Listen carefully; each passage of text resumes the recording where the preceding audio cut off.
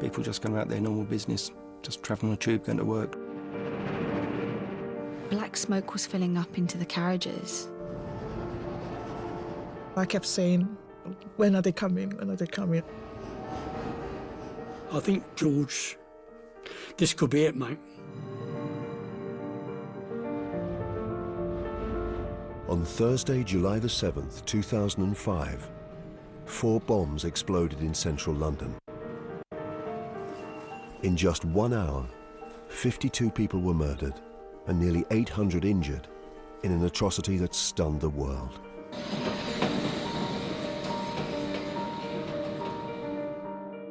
Four British-born suicide bombers targeted commuters on 3 underground trains and a bus at rush hour.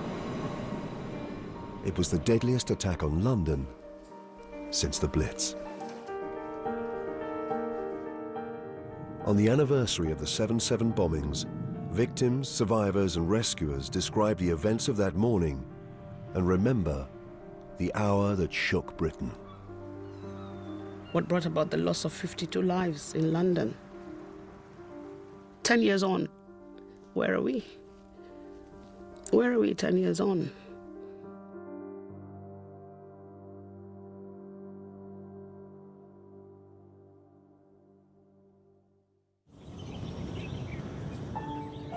It's Thursday the 7th of July. The question on the phone in this morning, how can we make London 2012 the best Olympics ever? It was a little bit overcast, but it was a not an untypical summer morning. And what about the legacy of the Games? Can we get the Olympics to boost the economy in East London and the rest of the nation? And can we use it? Morning of July 7th, I was heading to Westminster to a conference. Sensible pair of shoes on because I thought I'd be doing walking. My daughter Emily came with me as far as the station. She was very excited because of the Olympics. I did my usual sort of reading the back of newspapers to see what the reaction in the press was about it, and everybody seemed to be in quite a buoyant mood, really. I had a slight quarrel with my wife, which caused me to be slightly late, so I probably left work probably 15 minutes, 20 minutes later than I would normally. I was born in East Africa, in Nairobi, but grew up in London, so I'm very much a London girl. My job title was a property inspector. I was working in the city within recruitment. I was an events coordinator. I was the Director of Law and Governance at the London Development Agency. I was recovering from a painful divorce. I was travelling from Peterborough, going to King's Cross, pick up the tube and go to Moorgate. I missed my train. I was talking to my daughter and I said, I'll catch the next one. I'll get on the next train.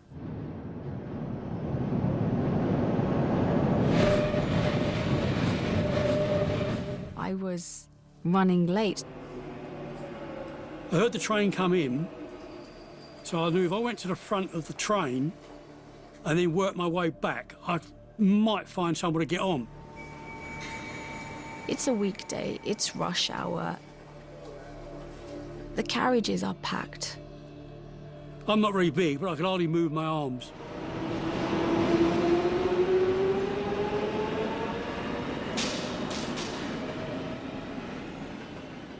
I thought, my God, I'm only on here till Holborn. I'll be glad to get off.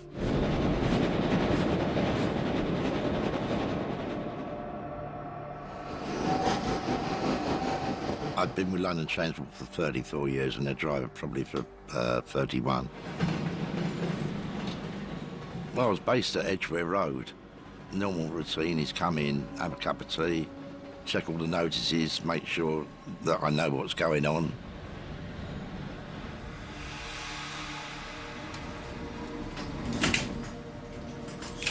The trains were running perfectly that day, which was unusual.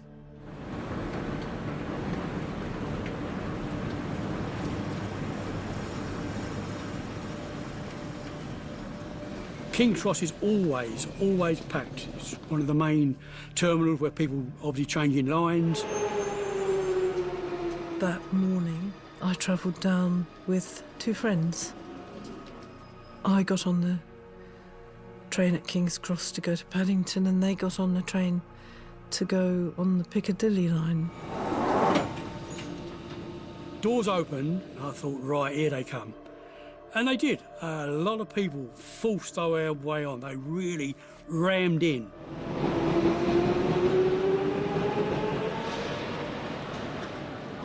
Platform 1, Corporate 0812, Abellio Greater Anglia, service to Mount Dixon. I got up fairly late that morning, after 8 o'clock. Carrie and June, my wife and daughter, had left for work. They travelled up every single day together, and they had this little ceremony at the end of Liverpool Street Station where Carrie would peck June on the cheek and June would pat Carrie on the bottom, say goodbye. One would go left and the other one would go right.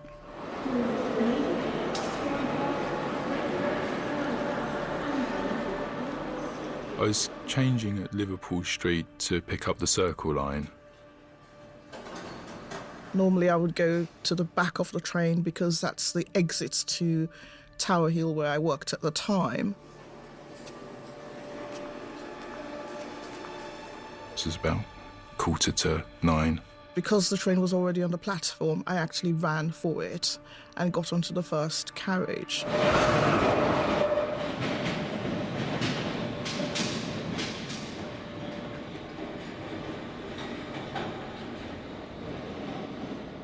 At Edgware Road, the train sort of halted for a while.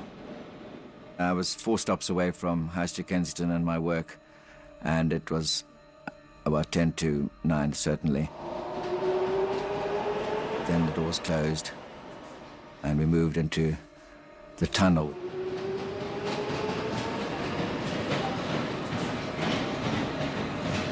We got to the first bend in the tunnel, and there was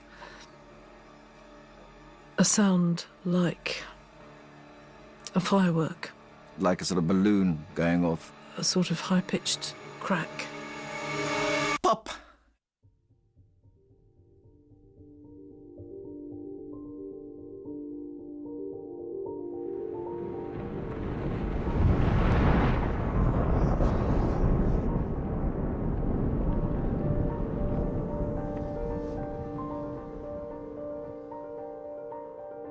The train lifted up off the track.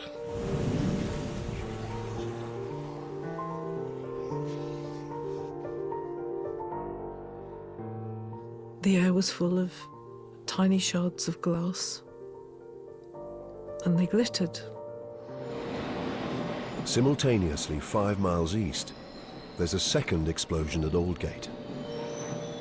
You're caught in this yellow and orange explosion.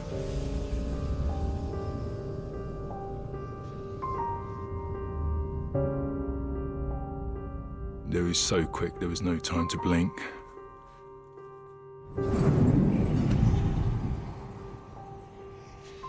All I can hear is this rushing sound. I felt as if I was lifted. I was going round and round in circles in the air. And coming down, wondering whether I'd arrive alive or dead on the ground. Within seconds, there's a third blast, 70 feet underground on the Piccadilly line. Seconds after leaving King's Cross, there was this massive loud bang.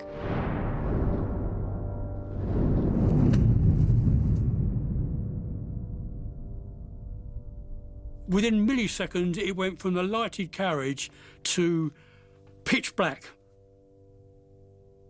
The lights went out, and black smoke was filling up into the carriages. I had the feeling that there wasn't anybody around me, but I couldn't see that.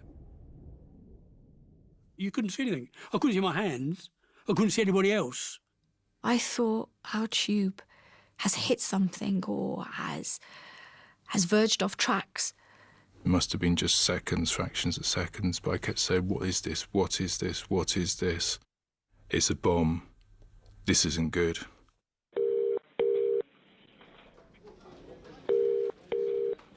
What's happening, mate? Do you know? No, we don't. All right, I've had a report that there was an explosion at Liverpool Street and Edgware Road. We've had a report of a bang west of Edgware Road. Initial reports of the explosions caused confusion at network control. Explosion on train, yeah? Or a bang on his train. It's between Liverpool Street and Aldgate. Liverpool Street, Aldgate, on the outer rail. Outer rail. The news of explosions and smoke underground also reaches the emergency services. Yeah, it was a female officer from Liverpool Street calling up saying that she'd heard a loud bang or explosion from the underground at Liverpool Street. Wasn't sure what it was and that she was going to go down onto the underground to investigate it. There was something about the message that just got the hairs on the back of the neck standing up. There was something, it wasn't a run-of-the-mill message. We've had reports of explosions at Edgware Road, Liverpool Street. They believe they've had an explosion at Russell Square.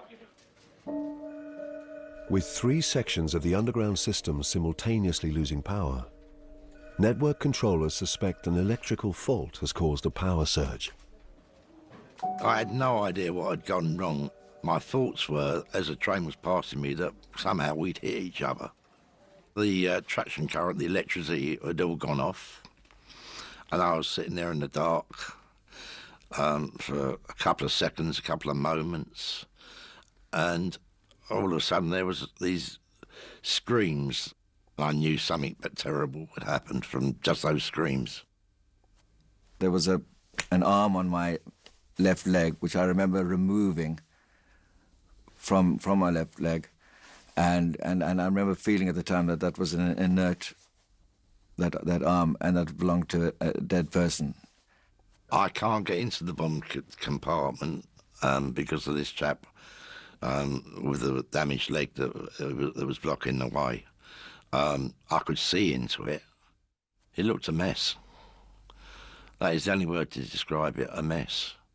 It was in the dark, so it was just extraordinary. I thought, oh, something's very wrong there. And I knew I couldn't move from then onwards. I was sort of stuck to the floor almost. I do remember every now and again shouting, I don't know how I even saw them, but don't stand on my foot, don't stand on my foot, because people were moving around there. I remember taking my jacket off, and half-heartedly, because it was a long time since I was at the National Service or any sort of first aid, taking my jacket off, my suit off, and putting it down in that area where, as if to start a sort of tourniquet. Well, I told the signalman that I'd had a bomb go off on my train. I've got passengers all over the track and bits and pieces of the train all over the track. And he said, no, don't worry, it's all right. It's only a power surge. I'm thinking, well, power surge, that is not a power surge. A power surge would not put people all over the track and destroy your train. At Aldgate, the explosion in the second carriage has also blown debris and passengers across the tracks. I opened my eyes and I found myself on the train track, partly underneath the train, partly outside. It was pitch black and it was absolutely stone quiet. I could see people on the floor of the train. And I could see some people lying around. And I remember staring and staring into the darkness, just trying to see a sign of life, because I really thought I was dead. At that point, I thought I was dead. And then I put my hand to my face and I just felt all this blood, all this wet stuff. And I thought, well, perhaps it's not over yet. People were screaming and crying. People in real pain, of people really dying. On the Piccadilly line train, the explosion in the first carriage kills 26 and injures over 340 passengers. The first thing in my mind, we've hit a train. The driver's dead. You've got no guard. We're stuck down in the underground. We couldn't get out. We were encapsulated in the tunnel. There were people screaming. Banging on the windows, trying to break the glass, trying to escape. I think, George, this could be it, mate. This could be where it all ends for you. I believe I shut down because I was waiting for death to come.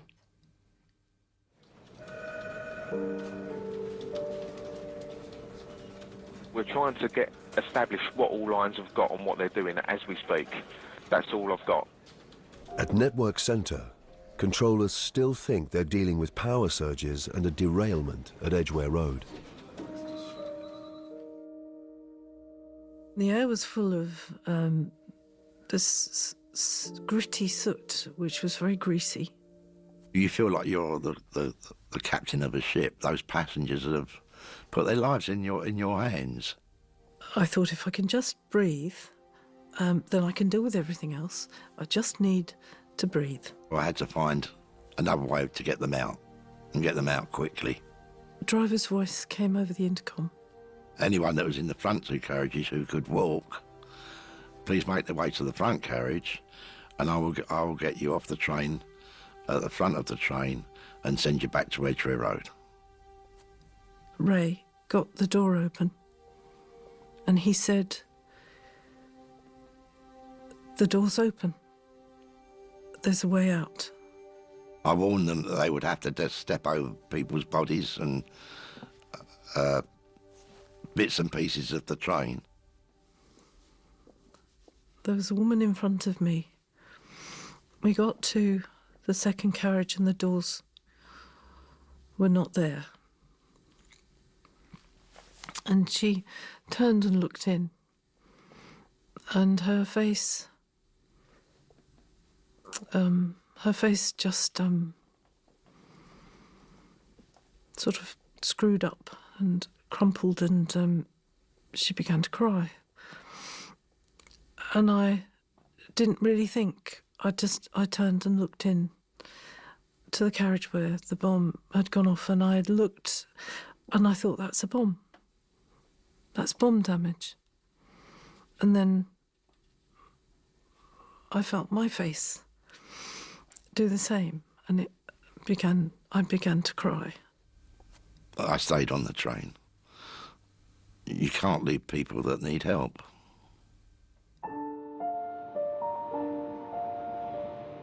As the walking wounded begin to leave the bombed train at Edgware Road, dead and seriously injured passengers remain in the second compartment. I was going the opposite direction to what I now know was the train with the bomb on it. Instinct alone drove me to help, not knowing where I was going, really. What I did see immediately on the floor was a passenger lying conscious, prostrate on the floor. His head was to my right. A gentleman I now know as David. I suspect he was just a voice to me then, Tim.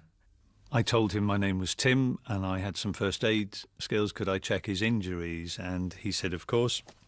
I think there's something wrong with my leg. One of the things I was, in an extraordinary way, was calm. And I think that was, in a sense, natural, or came to me naturally, because I recognized that if one didn't, it would be harder to survive if one panicked or whatever like that. We did joke about a pillow, but I said I'd failed to bring one with me that day, or something of that nature. And then, having ascertained he was okay and conscious, as okay as we would make him, I turned to my right and saw diagonally across the carriage a charred corpse.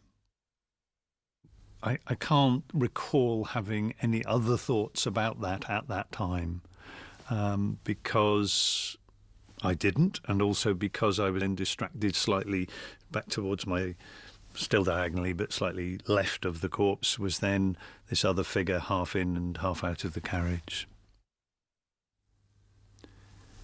And I don't think it'll ever The depth of the experience hasn't prepared me for saying it any more often or any less often. It's still what it was. The reality that, of course, he couldn't live. He was severed. I lowered him to the track because it was the only place that was there. And I said a prayer for him. I have a Christian faith, and for me, whether he did or didn't matter. What mattered was that I wished him a safe journey into whatever was his next experience.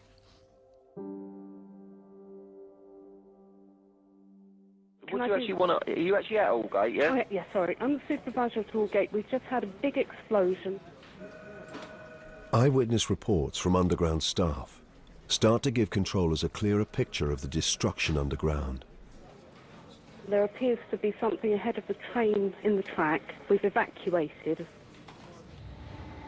At Aldgate, many passengers are still unaware of what's brought their train to an abrupt halt.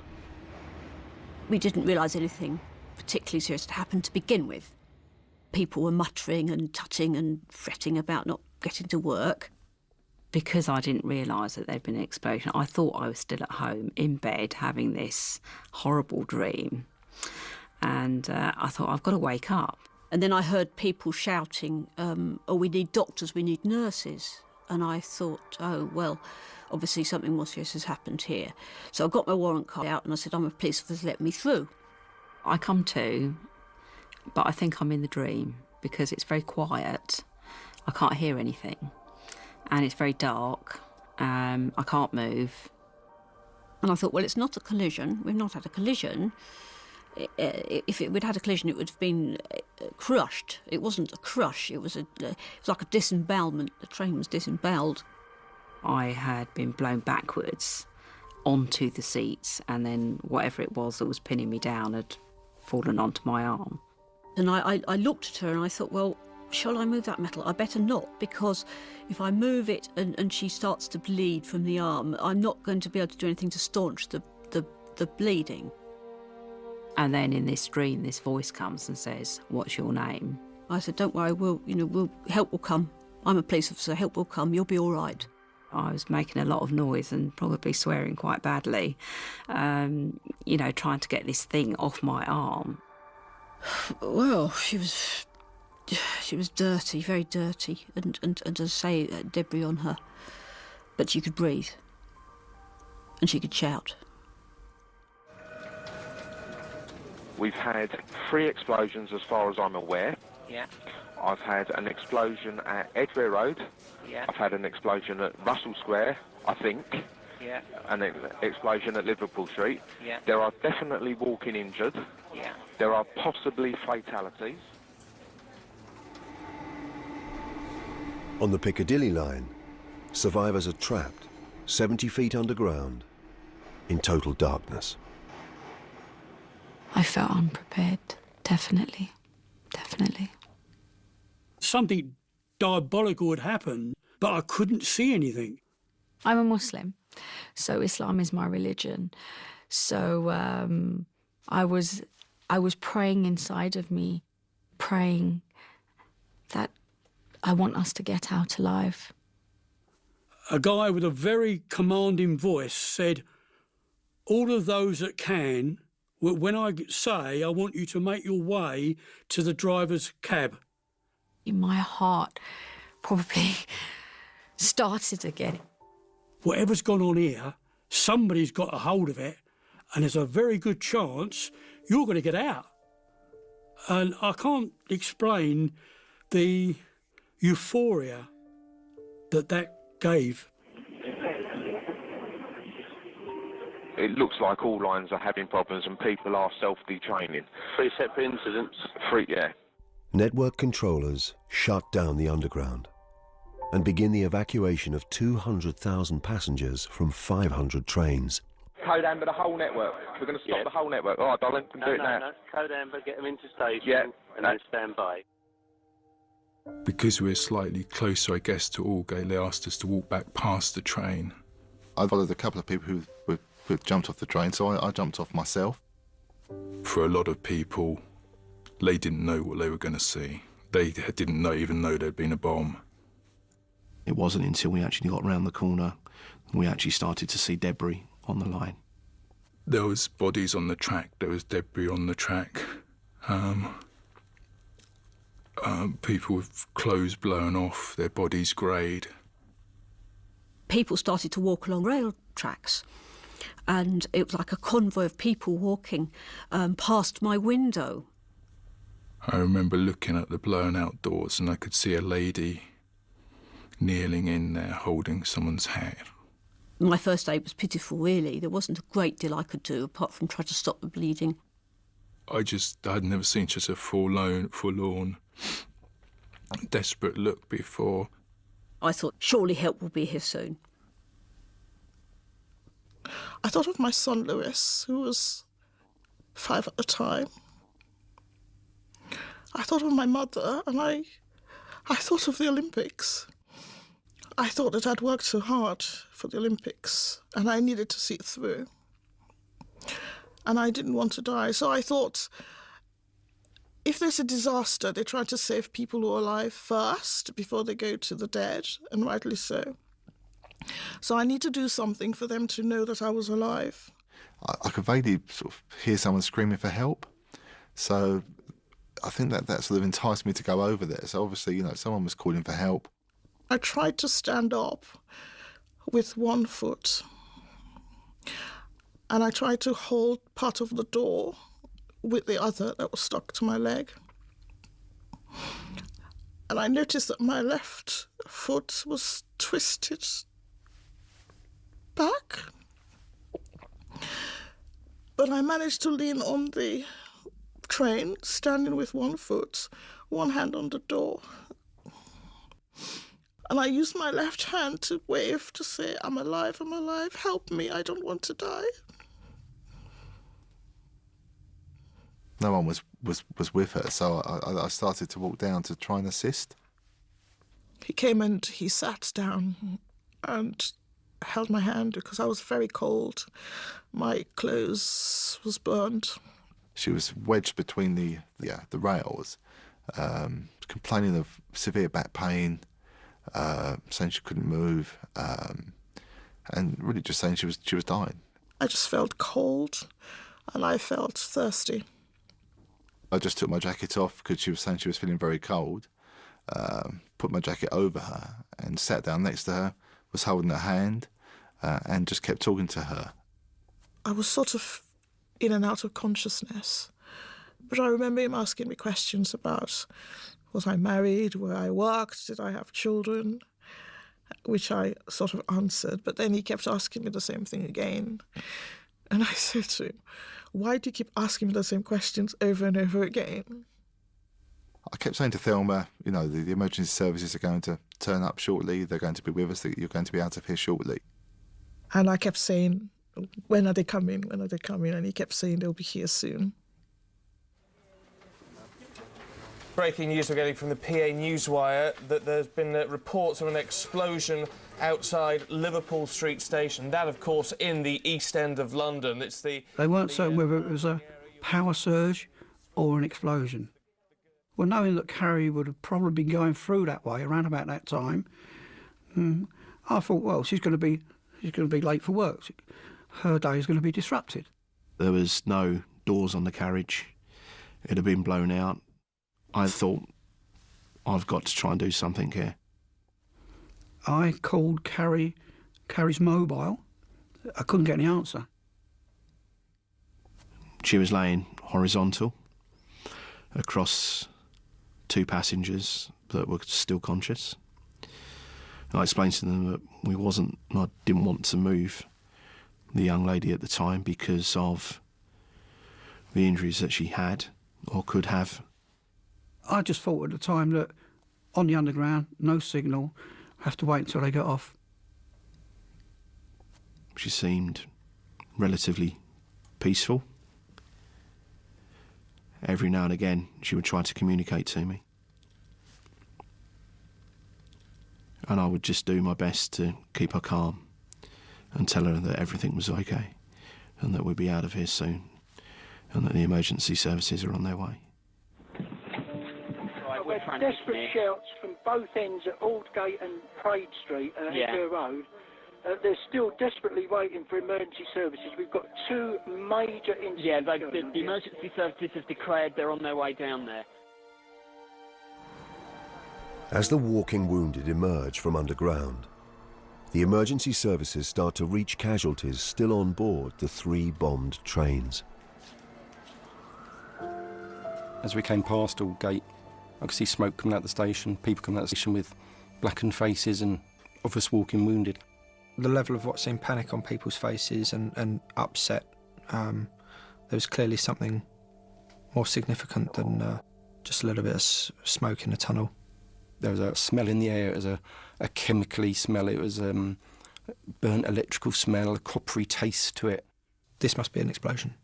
It's the only thing that could cause that level of destruction in my mind at the time. When we went down to the train, there were still a few last people still walking down the train track and going out of the station. So it was obvious that this was a very fresh event. This had only just happened. You could see a line of people coming from down the tunnel towards us on the platform. So at that point, we're on the platform. I've been to some big car crashes, but I'd never seen anything of this magnitude. There's still people on there. Clearly, we need to get in. I kept shouting out to people within the tunnel, and they kept telling me, there's people coming, there's people coming. Unfortunately, some people that had taken the full force, I guess, of the blast, and again, working it out from being in there, they had been standing and they had been blown onto people that were sat in shock. I didn't want to leave her. I wanted to make sure that before I left that she was okay. She had been breathing, she had been alive, and he was giving us over various details of her, and obviously very concerned for her and wanted to remain at the scene. The firefighters are trying to get me to leave. I said to them, I'm sorry, that's not going to happen. At this point, there was a paramedic that came on, and he had, which was like the Holy Grail at the time, this first aid kit that was obviously a lot better than ours. And I remember thinking, this is great. I was relieved, knowing that there's experts on the scene rather than me trying to hold things together. We never thought that she would be seriously injured or lost her life in it. You were hoping beyond all hope that she was stuck somewhere, she was helping other people. It even got to the stage a bit later on that we were hoping that she was dazed and just walking about. You know, some people were walking about in a daze and couldn't get through to us.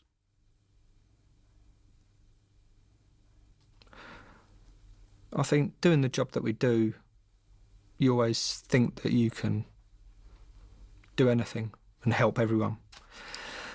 And I think on that occasion, we couldn't.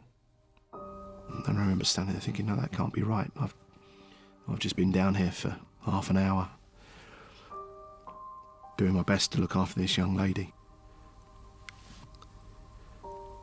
You guys are meant to turn up and make everything all right. And it wasn't meant to be. It was 10 days after the events that Carrie was formally identified.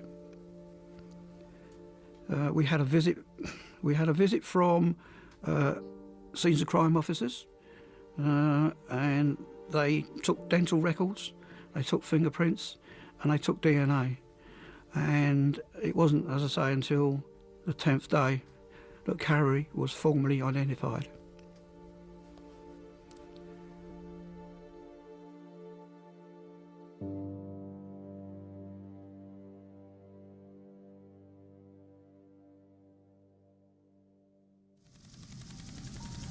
We have had it confirmed now that the entire tube system has been shut down, and that means, of course, that some people may be trapped in tunnels. As the first live pictures reach television, multiple reporting of the 3 bombs continues to spread confusion about the number and cause of the blasts. We've got the Press Association now quoting British Transport Police, who said explosions have occurred on the London Underground at Edgware Road, King's Cross, Old Street and Russell Square. Just to repeat that, British Transport Police At that point, I knew there'd been other devices. The senior fire officers had heard on their network that there'd been other devices. There was a conflicting number, conflicting locations, just added to the chaos. Some breaking news from the Press Association. It says London Underground has said that there has been another incident at Edgware Road Station in northwest London. I got a phone call saying that something had happened. The scene was absolute chaos. There were police cars arriving, ambulances arriving. I just kept shooting and tried to capture what I saw. It was all in flux. Things were just shutting off. They were shutting down the road. People were starting to emerge from the station, people who were visibly shocked. This one lone police officer was trying to juggle putting this cordon tape into place and stopping people from going towards the station. So I can either carry on to work and just go, nothing to do with me, or I can get involved and do something. I came across a girl who'd been burnt. Her face was burnt. She had bloodied feet and her trousers had been ripped to the bottom. They looked like they'd come from a war zone.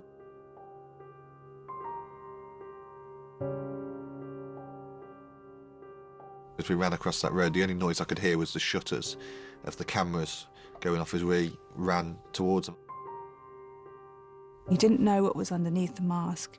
You didn't know how horrendous her injuries were. He was really looking after her and she just looked so helpless. We'd found this burn mask in a burns kit. It was just something that she was able to hold to her face.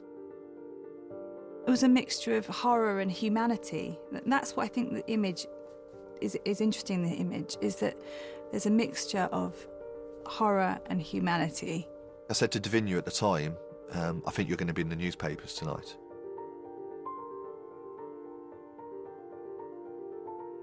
I finally managed to speak to my line manager and he said, you've got the front page of the Standard. It's, we believe it's a bomb has gone off. And I didn't even know that a bomb had gone off. I couldn't believe it. I was standing there at the scene, I didn't even know.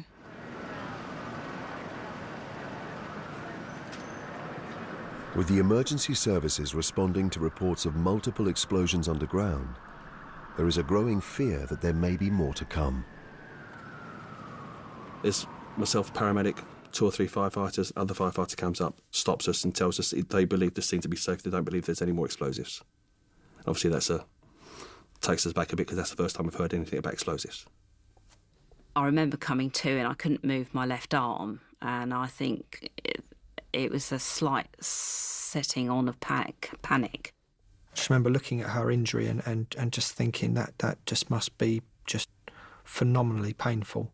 Of course, all my hair had been singed with a blast and my eyebrows had been burnt off, and I'd got, obviously scars where the glass had hit my face and stuff. I remember us trying to work out how we were going to get her, because she was a lot higher than us. When she was presented to us, she was a lot higher because she was in the carriage and we were down on the trackside. So how we were going to carry her.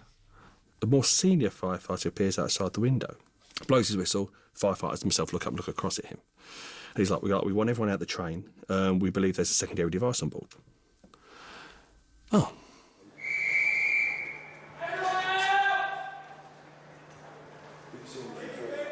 And I look at my patients, I look at the firefighters, and I kind of say to the firefighter outside, no, I'm not going, I'm staying here. And he's like, no, secondary device, you've got to get out. I was like, no, I'll stay here. In my thinking, because I've just told these people they're going to be okay. I'm with you. I'm not there going to run away. I don't know whether it was a police officer or who had said that, potential secondary devices and, you can leave now if you want to. So 2 firefighters, both look at me and their boss, and the firefighters are very regimented. If someone tells them to do something, they're doing it. Quite remarkably, they both go, no, boss, if he's staying, we're staying, we've got to look after him. we won't be leaving until the last person that's last savable life is saved. And that was just, well, that's just the job. We're not going to just say sorry. I know you're in a bad way, but we're going to be off now until we can make sure there's no secondary devices. That's not the right thing to do. Between us, we manhandle this person out, and they're taken away by some more firefighters outside the train. And the next voice that I heard was somebody saying, "Stay with me." I remember then us taking this lady on the journey, as it were, up to the platform and out. And then, obviously, from there, we turned around and went back down again. Just to reiterate the situation, Transport for London are asking all passengers to avoid the London Underground. The tube network is basically down. Now, tickets are being honoured by London buses. Stations still at the moment in the process of being evacuated. With the entire Underground network shut, thousands of commuters seek other ways to reach work. Many cram onto the already crowded London buses. Anthony was 26 and he was a young executive in the oil and gas company called AMEC. At 9:40, he called to say, "I'm getting on a bus to come to the office because there's been problems with the underground." The 7th of July 2005 was a normal London working day for me. Colleague rang in and said, "We've got problems on the Northern Line, we're going to be late," to which I think I rather cheekily said, "What's new?" Somebody, for some reason, was watching the television. I don't know why. I think they were searching for some parliamentary report or something. And we heard reports about power surges on the Underground. I said, "That doesn't sound right. What's a power surge? What does that mean?" I was in Lagos. And I just put on the television and I saw this ticker tape saying something about trains having issues in England, in London, and what it said was there was power outage or something, and so there were some issues with the London Underground. I'm like, oh, power outage. So I decided, okay, let me just give Anthony a quick call. The next thing I knew, quietly working away, everything goes salmon pink, a yell from the office, and the bang. Less than 50 feet below me, double-decker bus, roof peeled off, engine about 5 yards behind the bus. Clearly people dead. Almost 1 hour after the 3 explosions underground, a 4th bomb kills 11 and injures more than 100 in Tavistock Square. There were bodies by the bus and you could see the smoke and the hydraulic fluid spraying out the bus. To the left of the bus there was a torso, no arms, no legs, no head, just a torso lying on the pavement. Nothing prepares you for that, you know. I was told later that was the bomber. But what assets had I got? 1 pocket face mask, 4 first aid boxes, some torn up curtains, some tabletops of stretchers, and 15 doctors of varying specialities, some of whom hadn't managed a seriously injured casualty for 30 years.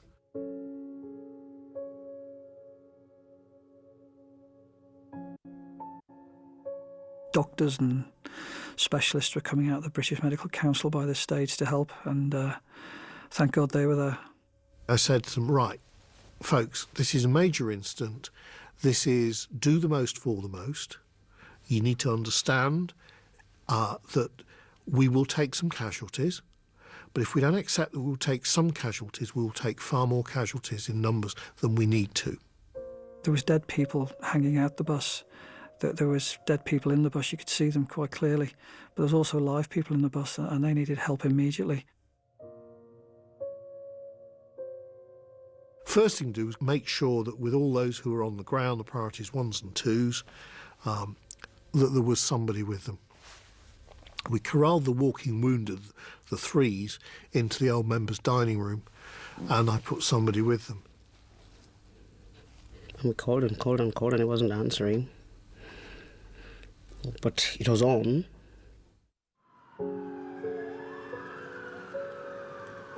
Priority 4 is normally reserved for military work, and it's where you've got somebody who's so severely injured that whatever you do, they're not going to survive. And it is do the most for the most. And these were people, without getting too graphic, who got half their head missing or half their chest missing, but were still alive, still human beings. And I had already put somebody with them, just another human being. They probably wouldn't have known that there was anybody there, but that's beside the point. On my right was a gentleman in a dark suit, and he was just lolling backwards and forwards, and I could see he had terrible injuries to his legs.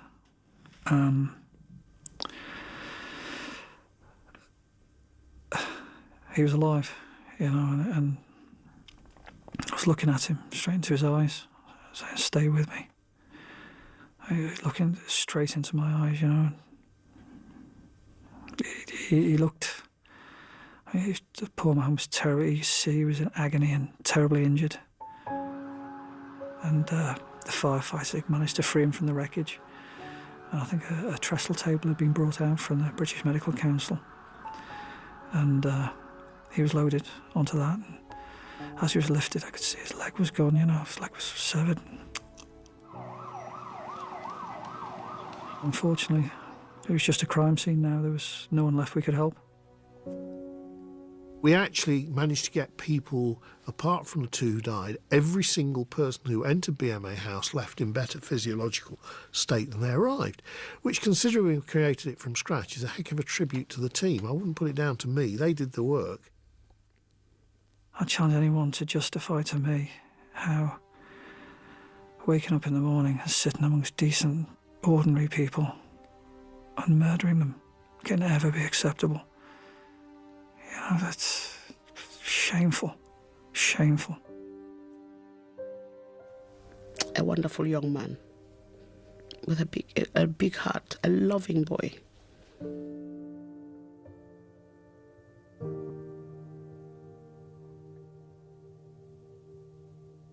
How can that ever be replaced?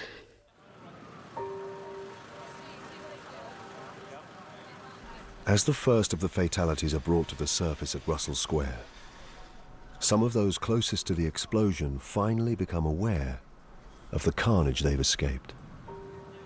The lift doors opened. I saw these 2 guys with a stretcher held up here. And they're walking along, and I thought, they're obviously going to put them into the ambulance. And they'd done a sharp left. I thought, what are we coming this way for? And they put them down right in front of me. And I looked down and I thought, well, I didn't know what it was. It was black, completely black, top to toe, but it had no legs from the knees they were got. I thought, that's ridiculous. What's that all about? And literally, the time it took that to go down and come up again, they brought another one through and put it down next to it. Same condition, black. You wouldn't know what it was, male, female, you wouldn't know what it was. Seeing those seriously injured. And that's what made me wanted to be alone even more. And that's when I basically removed myself from the situation to run across the road to McDonald's and to basically just hide away in the toilets. I'd literally got out of it in one piece. That I was so thankful for that.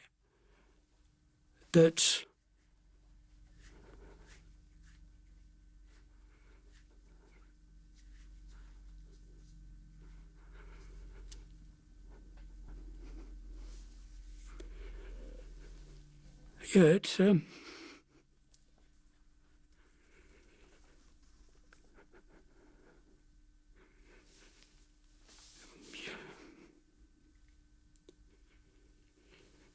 feel guilty, really.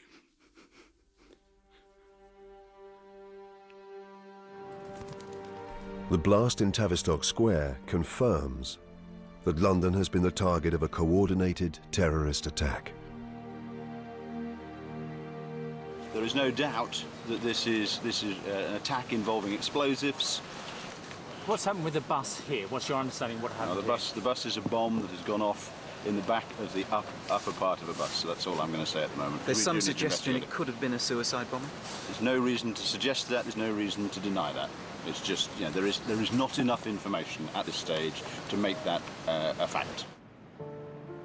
With London shut down, the police begin the forensic investigation that will lead to the identification of 4 British-born suicide bombers. For the victims and survivors, July 7th is the start of a slow process of recovery. For many, it's a journey that continues to this day.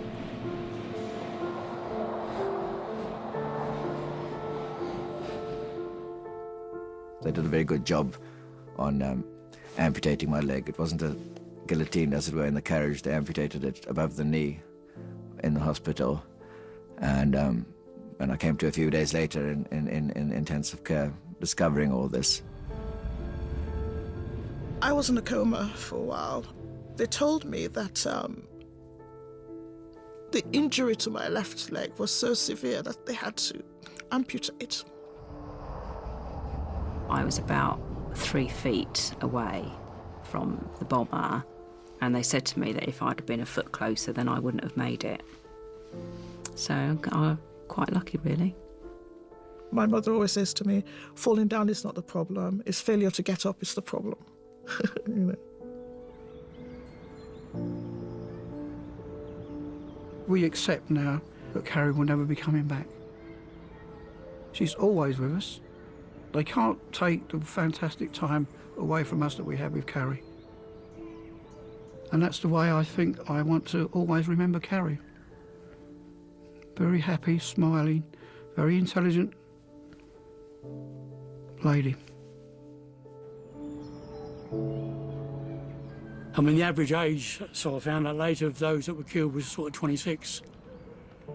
And I was, 61? I mean, you think, well, why? Why did people starting out in life, they get killed? And I'd had a pretty good life up to then, and I'm virtually unscathed.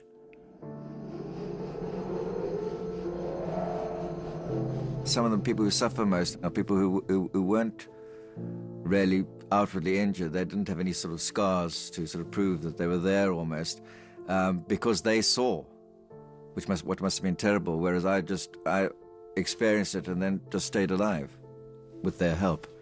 The damage that they caused and the difference it's made to me as a person, I mind about that. It took me off the course I was travelling on. I was diagnosed with post-traumatic stress disorder, which was very difficult. And for a long time, I believed that I was trapped and dying, and the flashbacks were moments of consciousness, and that the rest of life was my brain trying to make dying easier for me by pretending that I wasn't. I can't change the way that I am or anything like that, because if I do start to change the way that I am or was, then the bombers have got the better of me. And I'm not having that. I'm not going to have a coward come along and dictate my life to me. I looked around and all religions and all races were all helping each other. It didn't matter who you were being helped. And that just shows that terrorists will never win. We're all different, but that should not make a difference. Whether you are black, white, grey, red, yellow, Muslim, Christian, Islam, agnostic, and whatever, we are all having the same blood running through our veins, and that's what makes us human. Whilst I always think of 7/7 is a dark shadow that's always close behind, from that dark shadow, you faced your mortality in a very extreme, unusual situation, but you faced your mortality, and it changes your outlook to what's important in life.